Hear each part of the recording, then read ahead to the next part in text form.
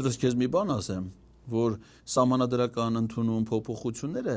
մի դեպքն է, որ ակնհայտ ոչ լեգիտիմ հակասահմանադրական է եղել, դա 20 թվին իրանց պաշտոնավարման շրջանում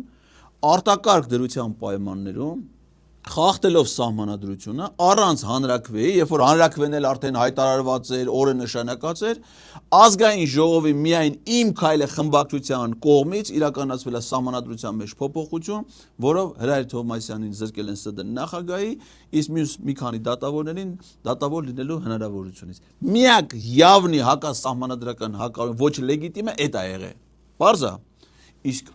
Ալիև Բաբայի մասին ինչ կասեք, Տիկին Գալյան։ Ոնց որ ինքը ուզում է, հա, մեր սահմանադրությունը ինքը ընդգրկված է խորհրդի կազմում, թե ինքը ուղղակի